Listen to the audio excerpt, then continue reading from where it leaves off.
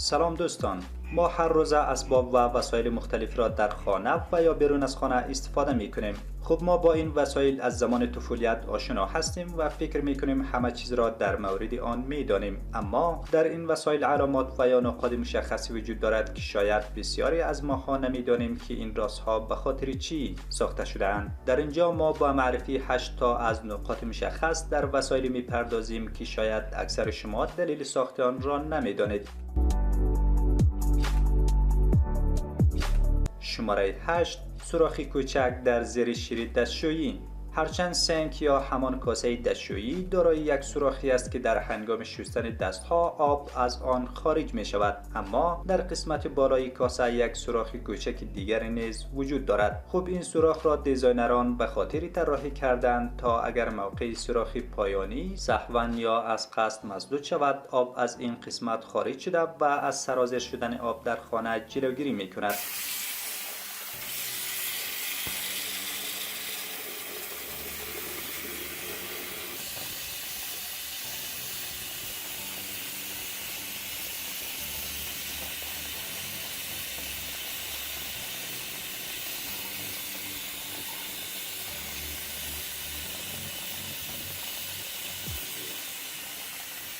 شماره 7. سیم دفترچه یادداشت.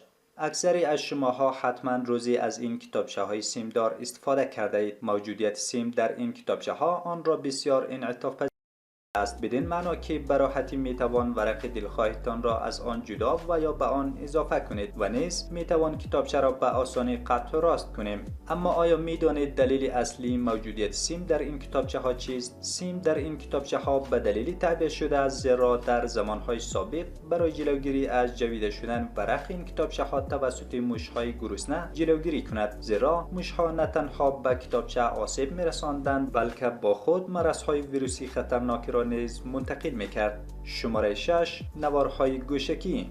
این نوارها معمولا روی شاخه متصل کننده گوشکی ها و کیبل های وصل کننده قرار دارد. اگر متوجه شده باشید گوشکی های تلفنتان دارای 2 یا 3 نوارگاهی به رنگ های متفاوت از همان که دلیل ساخت این نوارها نه تنها دیزاین بلکه هر لایه و یا رنگ این نوار متصل به سیمی است که به گوشکی هایتان وصل است. از این روست که بعضی گوشکی ها دارای 2 لایه و بعضی دیگر دارای 3 لایه‌ای از این نوارها اند. اگر یکی از این نوارها شکسته شود یا صدمه ببیند، یکی از گوشکی هایتان نیز از کار می افتد. شماره 5. سوراخ در قسمت پایین قفل ها. آیا گاهی متوجه یک سوراخ کوچک در کنار کلیدگاه قفل شده اید؟ دلیل این سوراخ چی می تواند باشد؟ خب این سوراخ در قسمت پایین اکثری از قفل ها برای جلوگیری از زنگ زدن و خراب شدن قفل گذاشته شده. شما می توانید با استفاده از این سوراخ به قفلتان روغن دهید، وگرنه قفل ها تحت شرایط متفاوتی که قرار می گیرند بسیار زود زنگ زده و خراب می شوند.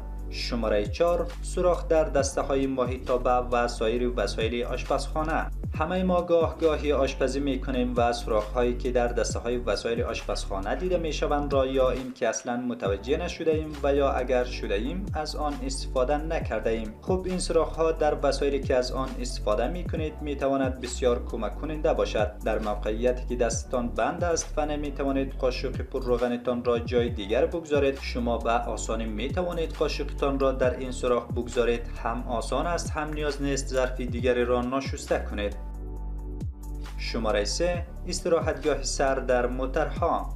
خب این نکته برای موترداران بیشتر مهم است. کسانی که موتر ندارند به امیدی که روزی موتر دلخواهشان را بخرند. این بالش که در قسمت بالایی چوکی قرار گرفته هم برای راننده و هم برای مسافران موتر بسیار ضروری است. لطفاً این موضوع را ساده نگیرید، زیرا این بالش ها برای امنیت سرنشینان موتر بسیار ضروری است. این بالش به خاطر ساخته شده تا در صورت تصادم از آسیب جدی به گردن جلوگیری کند. از آنجایی که گردن ما یک عضو بسیار شکننده است، از این رو به رانندگان توصیه می شود تا در هنگام رانندگی این بالش ها را در توازن با سرشان تنظیم کنند. اگر متوجه شده باشید این بالش ها در بسیاری از موترها قابل جدا شدن از چوکی نیز است. اگر چنانچه موتر در داخل آب می افتد و یا در یک وضعیت اضطراری قرار می گیرد، با استفاده از آن می توان شیشه را شکستانده و خود را از موتر خارج کرد.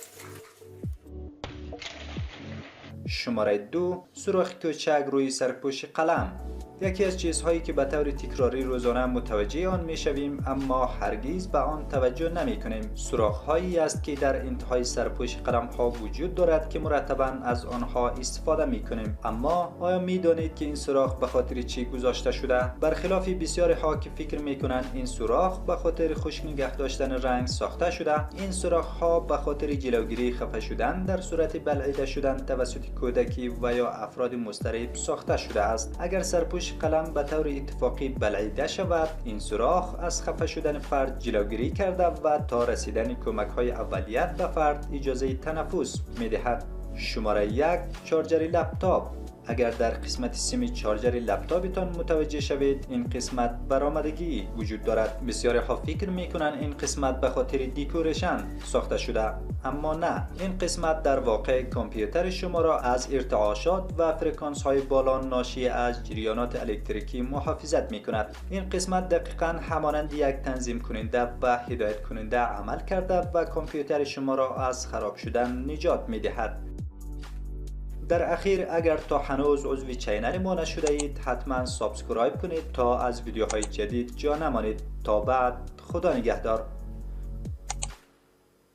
What are you doing?